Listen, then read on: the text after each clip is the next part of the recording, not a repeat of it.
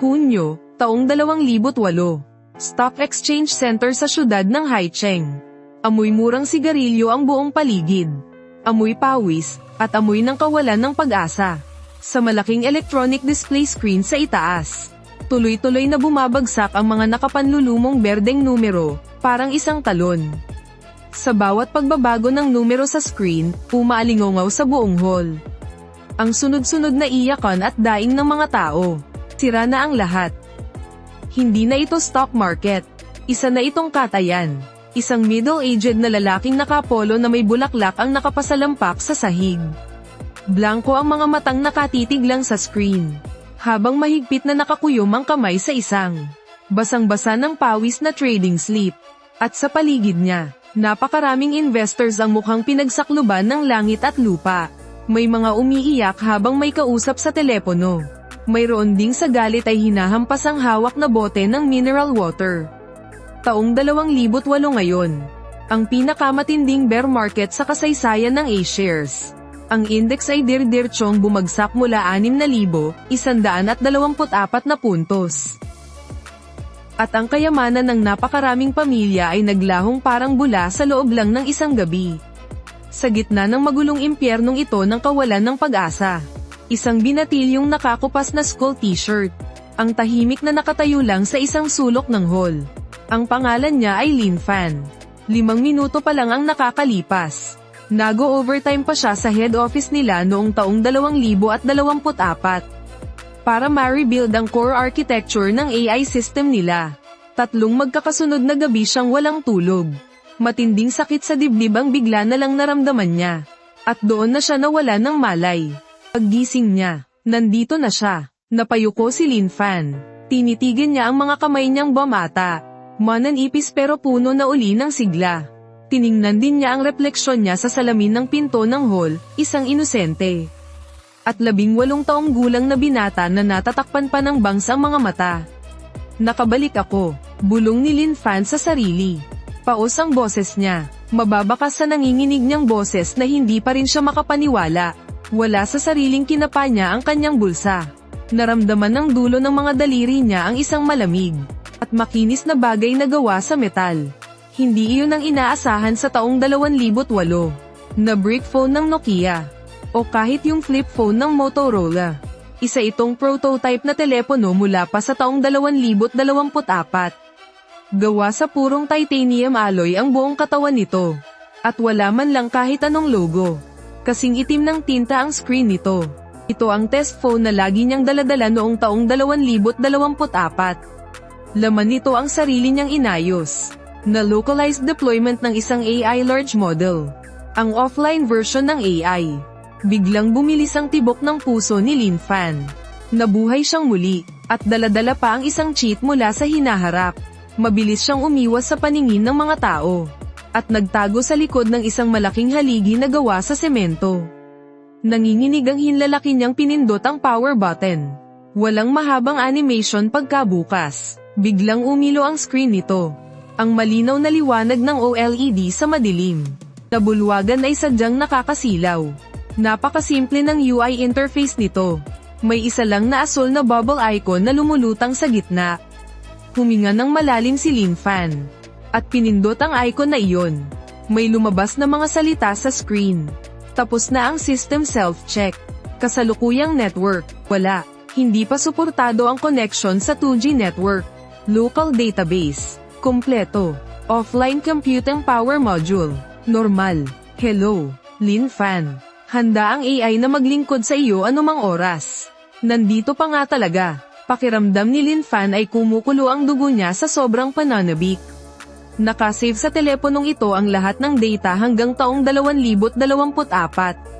Mula sa buong internet, mga resulta ng loto, mga technical na dokumento, at kahit pa ang mga score sa bawat laro ng World Cup. Sa panahong ito na hindi pa naiimbento ang mga smartphone. Kakasubok pa lang ng 3G network sa merkado. At sobrang mahal ng computing power noong taong 2008. Ang cellphone na ito ay parang isang nuclear weapon. Mabilis na nag-type si Lin Fan sa input box. Sinesearch ang petsang ika-12 ng Hunyo, taong 2008. Takbo ng A-share market. Kahit na offline version ito.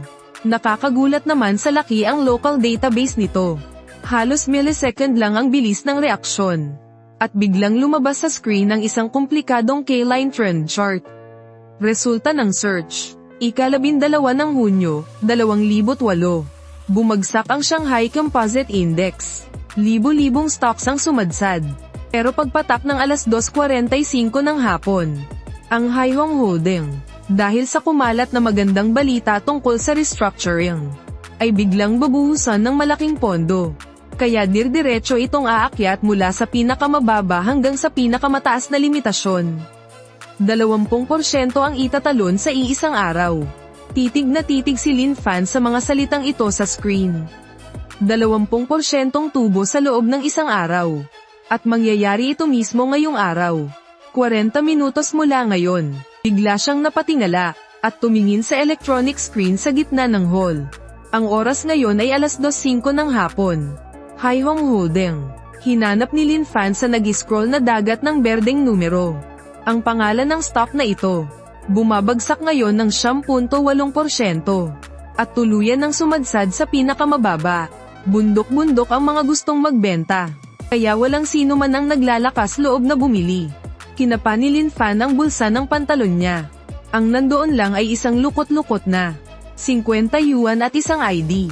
Ito lang ang buong yaman niya matapos ang college entrance exam. Balak pa naman sana niyang mag-overnight sa computer shop. 50 yuan. Kahit dumb-oble pa ito, magiging 100 lang. Kulang na kulang para gawing puhunan. Kailangan kong makahanap ng pera. Parang matanglawin na nagmasid si Lin Fan sa buong paligid ng hall. Hanggang sa pumirmi ang tingin niya sa lalaking nakasalampak sa sahig. Isang nasa katanghaliang gulang na lalaking nakasuot ng floral na polo. Natatandaan niya ang taong ito. Naiulat na ito sa balita noong nakaraan niyang buhay. Sa Haicheng City, may isang malaking investor sa stock market na nagngangalang Zhao Daho. Naubos ang lahat ng bahay at sasakyan niya noong bumagsak ang stock market noong taong 2008. At sa huli, uminom ito ng lason sa mismong labas ng stock exchange. Kung hindi siya makikialam, mababangkarote ang taong ito ngayong araw. Inayos ni Lin Fan ang kwelyo ng kanyang damit. Itinago ang inosenteng anyo ng isang binatilyo. At pinalitan ito ng malamig na ekspresyon na taglay niya noon. Bilang isang namungunang arkitekto sa nakaraang buhay. Mabilis siyang naglakad patungo sa lalaking naka-floral na polo. Gusto mo bang mabawi ang puhunan mo? Ang malamig niyang boses ay umalingaw-ngaw. At tila hindi nababagay sa gitna ng maingay na iyakan. Ang lalaking naka-floral, na si Zhao Gang, ay blankong iniangat ang kanyang ulo. Tiningnan niya ang tila walang muwang na estudyanteng nasa harapan niya. At may dumaan na inis sa kanyang mga mata. Lumayas ka nga rito. Buwisit na nga ako eh. Haihong Holdings. Hindi umurong si Lin Fan.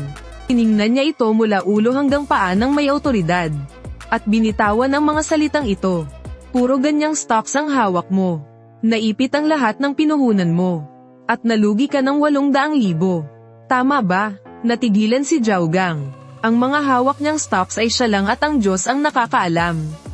Paanong nalaman ng batang ito? Sa totoo lang, hindi naman iyon alam ni Lin Fan. Pero ipinaskan niya sa AI ang hawak ni Zhao Gang. Nalukot-lukot na resibo ng trading. Kahit isang kanto lang ang nakalitaw doon. Agad na nakumpleto ng image restoration technology ng AI ang buong impormasyon. Paano mo nalaman? Bumangon si Zhao Gang mula sa sahig. Gulat at nagdududang tiningnan si Lin Fan. Hindi na mahalaga yan. Itinuro ni Lin Fan ang malaking screen. 40 minuto na lang bago mag-close ang market. Sagad na sa limit down ng stock na to ngayon. Kung ayaw mong patuloy na bumagsak yan bukas, ang tanging paraan mo lang ngayon ay ang makinig sa akin. Makinig sa'yo.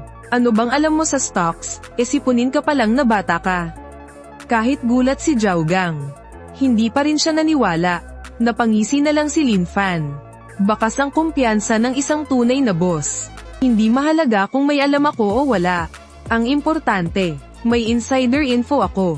Ang salitang insider info ay may malakas na hatak sa mga stock trader. Hininaan ni Lin Fan ang boses niya. At bumulong sa tainga ni Zhao Gang, na may nakakatakot na kasiguraduhan sa tono. May sigurado akong balita, pagdating ng alas 2:45. May malalaking investor na papasok para basagin ang limit down. Pagkano pa ang natitirang cash mo ngayon? Natigilan si Zhao Gang sa presensya ni Lin Fan. Napakalalim ng tingin ng batang ito. Hindi talaga mukhang high school student, kundi isang walang awang big boss sa stock market.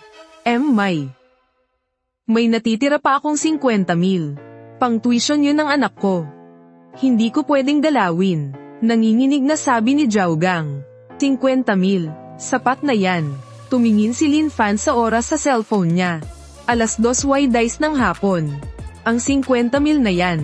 Ibili mo lahat ng shares ng Haihong Holdings sa limit down price. Ngayon din, bilis. Utos ni Lin Fan. Sira na ba ulo mo? May libo-libong sell orders pa ang nakaipit sa limit down.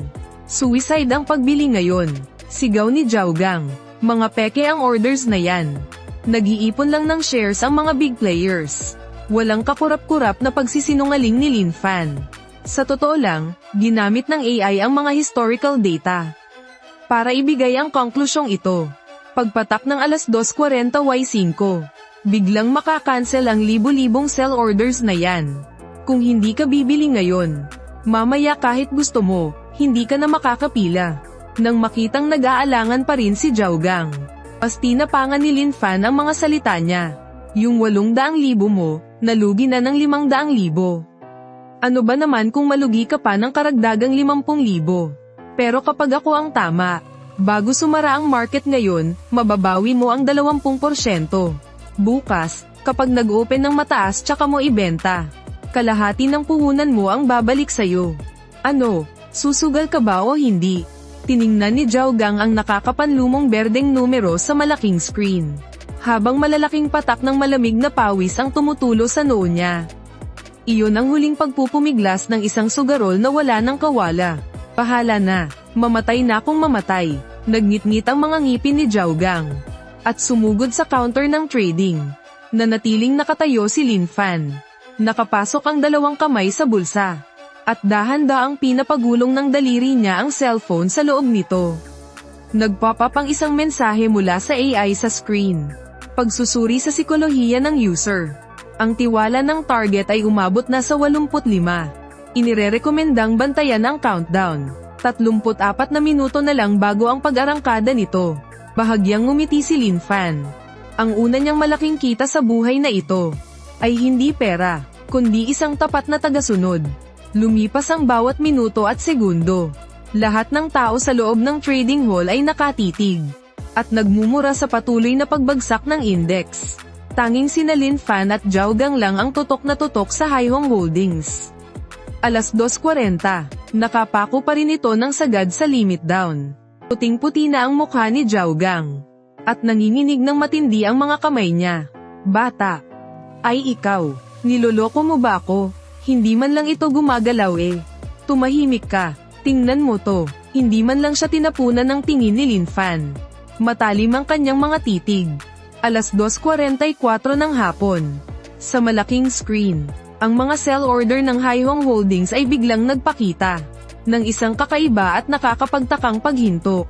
Alas 2:45, saktong 00 na segundo. Tahimik na nagbilang sa isip si Lin Fan. Sisubog na. Sa sumunod na segundo, isang himala ang nangyari. Ang sandamakmak na sell orders na kasing bigat ng bundok sa limit down ay parang biglang binura ng isang hindi nakikitang malaking kamay. Umulwak na parang sumasabog na bulkan ang mga pulang buy orders. 9.8 plus 3. Ang berdeng linya na iyon ay biglang tumaas ng tuwid sa loob lang ng ilang segundo. Parang isang dambuhalang dragon na pumapailan lang. At binasag lahat ng moving averages sa isang iglap. Gumagalaw. Bumangon mula sa hukay ang Haihong Holdings. Anong klaseng bilis ng pagtaas to? Biglang nagkagulo sa buong bulwagan. Lahat ng mata ay nakatutok sa halimaw na stock na ito. Napanganga na lang ng malaki si Zhao Gang. Halos lumuwa ang mga mata niya. Nakatitig siya sa account niya. Ang mga numero ng dati niyang lugi ay mabilis at baliw na tumataas. Ang puhunan niyang 50,000 ay agad na kumita ng 10%, plus 5, plus 8.32, plus 10, Sa loob lang ng 3 maiikling minuto. Mula sa pinakasagad na pagbagsak, naging sagad sa pagtaas. Mula sa ilalim, umarangkada hanggang langit. Nakalock na. Lock na ang limit up. Tili ng isang tao. Umugang ang matinding hiyawan sa buong bulwagan. Maraming tao ang halos manabunot sa sobrang panghihinayang. Sising-sisi kung bakit hindi sila bumili kanina noong bagsak presyo. At sa gitna ng nagkakagulong mga tao, nanlambot ang buong katawan ni Zhao Gang. Napasandal siya sa counter, at humihingal ng malalim. Bakas sa mukha niya ang panghihina matapos ang matinding kagalakan. Bigla siyang lumingon, upang hanapin ang misteryosong binata. Nakatayo pa rin si Lin Fan sa likod ng poste. Kalmado lang ang mukha niya. Natila ba ang nakakagulat na pagbaligtad ng sitwasyon kanina ay kasing ordinaryo lang ng pag-inom at pagkain para sa kanya. Dali-daling lumapit si Zhao Gang, na halos gusto na siyang luhudin. Batang henyo. Hindi Euro. Master. Kayo. Ano po ang pangalan ninyo? Tiningnan siya ni Lin Fan. At mahina hong sumagot, tawagin mo na lang akong Lin Fan. Boss Zhao, magkano ang kinita mo? Yung 50,000 pinasok ko kanina, kumita ng 10,000. Kasama pa ng mga dati kong shares. Nabawi ko ang mahigit 100,000 ngayon. Halos mautol-utol si Zhao Gang sa sobrang tuwa. Master, bukas. Ibebenta ba natin bukas? Pagbukas ng merkado bukas at tumaas ng 5%. Ibenta mo ng lahat. Huwag kang magtitira kahit isang share. Kalmadong utos ni Lin Fan. Sige, sige, sige. Susundin ko po ang lahat ng sasabihin ninyo. Para na kasing batas mula sa langit ang bawat salita ni Lin Fan para kay Zhao Gang. May bigla siyang naalala. Kaya agad siyang dumukot ng isang nakabigkis na pera mula sa bag niya. Ito yung pera na kawi-withdraw lang niya at hindi pa. Naidedeposito na nagkakahalaga ng ilang libo. Master, tanggapin po ninyo itong pampakape ninyo. Huwag po sana ninyong masamain kung maliit lang ito. Hindi na nagpakipot pa si Lin Fan. Inabot niya at kinuha ang 2,000 yuan. Ito ang nararapat na bayad sa kanyang konsultasyon. At ito rin ang magiging puhunan niya sa taong 2008. Ibinulsa ni Lin Fan ang pera. Iwan mo ang numero mo. Baka kailanganin ko pa ang tulong mo sa mga susunod na araw. Para gamitin ang account mo sa ilang transaksyon.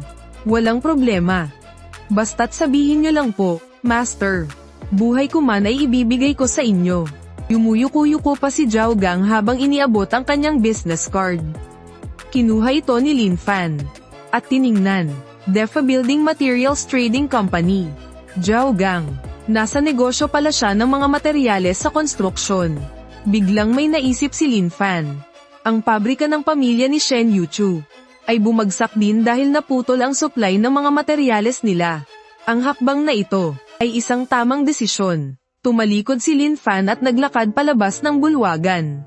Sumilip ang sikat ng araw mula sa mga ulap. At tumama sa kanyang batang mukha. Ngayong mayroon na siyang 2,000 yuan. Oras na para asikasuhin ang totoong trabaho. Bago pa may mangyaring masama sa ama ni Shen Yuchu. Kailangan niyang gamitin ang perang ito. Para palagwin ng husto ang puhunan niya. At sa taong 2008 kung saan nagkalat ang pera at oportunidad. Bukod sa stock market, may isa pang lugar na pwedeng magpayaman.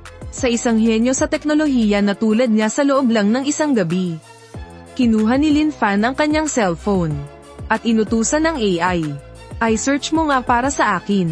Sa panahon na ito ng 2008. Kung may mga malalaking bug sa system o kaya ay mga bounty reward. Hinahanap na. Heto ang resulta. Ngayong 8 ng gabi. Ang sikat na antivirus company na Kingsoft ay makakaranas ng isang matinding server attack. Kasabay nito, isang bagong variant ng Panda virus ang mabilis na kumakalat sa dark web. May isang hacker forum na nag-aalok ng 50,000 yuan na pabuya para sa isang crack patch. Huminto sa paglalakad si Lin Fan. Sumili ang isang nakakalokong ngiti sa kanyang mga labi. 50,000. Medyo barya lang to ah. Pero pwede na rin itong panimula. Naglakad siya papunta sa pinakamalapit na computer shop. Tag-araw ng taong 2008. Laging nababalot ang hangin ng nakakapasong alinsangan. Paglabas ni Lin Fan mula sa Stock Exchange Hall, basang-basa na ng pawis ang likod ng kanyang polo. Pahigpit niyang hawak ang 2,000 iyon, na parang hawak niya ang susi patungo sa isang bagong mundo. Pero alam niya, na ang kakarampot na perang ito sa paparating, na higanteng imperyo ng negosyo, ay hindi man lang maituturing na alikabok. Kailangan niya ng higit pa. Pumara siya ng isang pulang shali na taxi, at dumiretso sa sikat na tambayan ng mga bulakbol sa Haicheng, ang Shofu Road. Naroon ang pinakamalaking computer shop sa buong Haicheng, ang Black Eagle Internet Cafe. Pagkatulak niya sa mabigat na salaming pinto ng computer shop, sumalubong agad sa kanya ang pinaghalong amoy ng braised beef noodles, murang sigarilyo, asim ng pawis, at matapang na amoy paa. Ito ang pinaka-natatanging amoy industriyal ng taong 2008. Sa loob ng madilim na kwarto, kumikislap ang malamlam na liwanag mula sa daan-daang makakapal na CRT monitor. Ang maingay na kalabog ng mga keyboard at mga malulutong na mura ay nagsama-sama para maging isang magulong simponya. Boss, pa-open ng PC. Overnight, lumapit si Lin Fan sa counter, at padubog na naglapag ng 20 yuan na papel. Ang bantay na babae sa counter, na may sabog at kulay wine red na buhok na usong-uso noon, ay hindi man lang nag-abala na tumingin. Nguya-nguya pa nito ang chewing gum habang nakatutok sa audition dance battle sa screen, at mabilis na hinahampas ang spacebar. Puno na. Doon na lang sa may sulok ng hall may bakante, yung sahanay na may 2 sirang PC. Kukunin mo ba? Kinuha ni Lin Fan ang temporary card. Karamihan sa mga screen doon ay nakabukas sa World of Warcraft, sa kontinente ng Azeroth, o kaya naman ay sa Counter-Strike, sa Dust 2 map nito. Paminsan-minsan, may makikita ka ring ilan na nanonood ng Naruto, na mga bagong episodes. Nahanap ni Lin Fan ang PC na yon sa pinakadulong sulok. Ang kapal ng naipong abo ng Yoshi sa keyboard nito. Medyo sira pa nga yung left click ng mouse. Pero wala siyang pakialam doon. Kumuha siya ng wet wipe sa bulsa niya at pinunasan ito. Tapos ay umupo. Boss Fan. Biglang may sumulpot na malaki at mamantikang ulo sa tabi niya, na may kagat-kagat pang kalahating hotdog. Lumingon si Lin Fan, at nakita ang isang pamilyar at matabang mukha na muntik na niyang ikaiyak. Si Joe Dapang, ang matalik niyang kaibigan nung high school. Sa nakaraang buhay niya, nung mga panahong sagad siya sa hirap. Ang matabang to ang nagbenta ng sarili nitong kotse para lang may pautang sa kanya. Sa mga oras na ito, 18 taong gulang pa lang si Joe Dapang. Puno pa ng collagen ang mukha, at ng mga taba. Nakasuot ito ng headset at naglalaro ng Fantasy Westward Journey, habang nagtitrade sa laro. Ba't ka nandito? Di ba ang usapan, sa bahay ka lang matutulog at hindi mo muna iisipin yung naging exam scores mo? Ibinaba ni Joe Dapang ang headset sa leeg niya. Bakas ang pagtataka sa mukha nito. May importanteng gagawin lang. Ngumiti lang si Lin Fan. At hindi na nagpaliwanag pa. Bumuhos ang mga alaala niya mula sa nakaraang buhay. Pero mabilis niya itong iwinaksi sa isip niya. Ginto ang bawat segundo niya ngayon. Binuksan niya ang PC. At sanay na binuksan ang IE browser. Nag-type ng isang dark web forum address na mga tunay na geek lang ang nakakaalam. Taong 2008, isa ito sa mga taon kung kailan pinakamalala ang pagkalat ng mga computer virus.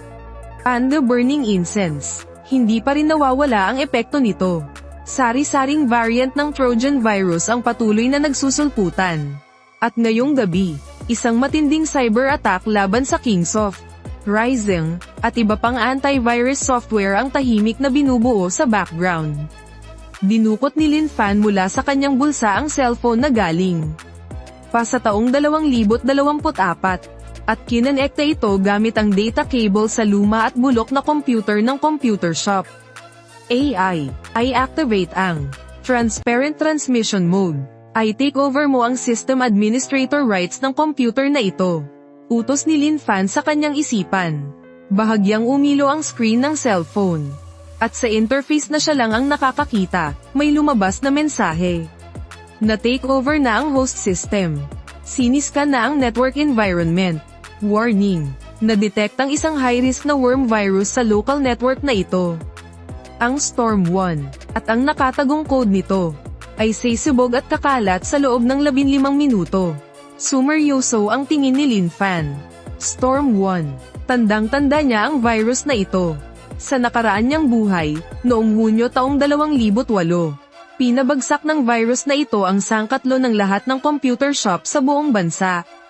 Kasi sadyang tina-target nito ang mga system vulnerabilities ng mga computer shop. Hindi lang nito ay lalak ang mga computer. Takot na mga bastos na ads pa ang magpapop up sa screen. Kaya naman sobrang laki ng nalugi sa mga may-ari ng shop. Gusto ko lang naman sanang gumawa ng antivirus patch para makakuha ng pabuya. Hindi ko inasahang mapapasok pala ako mismo sa pugad ng virus. Napangisi na lang si Lin Fan.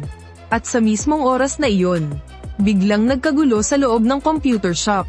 Putek, bakit naghang? Nakakuha ko lang ng Dragon Sword eh. Huwag kang maglag, parang awa mo na. Kuya Bantay, nag-crash. Puro blue screen.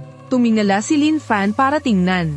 Pagtingin niya sa buong shop, ang daan-daang monitor na maayos naman kanina, ay parang mga domino, na sunod-sunod nag-blue screen. Tapos, biglang lumabas ang mga pop-up na may drawing na bungo, na may nakasulat na ng aasar na pulang text. Gusto mong ma-unlock? Pag-message sa QQ. XXXX. 50 yuan kada PC.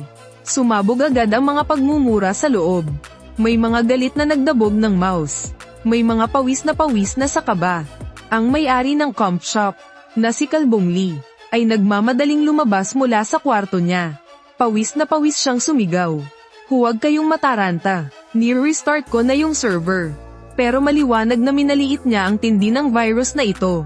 Walang silbi ang pag-restart. Kahit yung main server na nagko-control ng oras, na-lock din. Namutla na sa sobrang kaba si Kalbong Lee. Peak hours pa naman ngayon dahil weekend. Punuan ang shop, may 300 tao. Sa pag-crash na ito, libo-libo agad ang kailangan niyang i-refund. Bukod pa dyan ang mawawalang kita niya mamaya. Desperadong sumigaw si Kalbong Lee. Sinong pwedeng makaayos nito? Kung sino man ang makaayos nito ililibre ko ng isang taong laro rito. Nagsimula pa siyang tumawag sa mga technician ng maintenance company. Pero sabi sa kabilang linya, pinakamaaga na ang 2 oras bago sila makarating. Sa isang sulok, kalmadong pinagmamasdan lang ni Lin Fan ang lahat ng ito. Naka-blue screen din ang PC niya. Pero hawak na ng AI ang system niya. Isang palabas lang ang blue screen na yun. AI.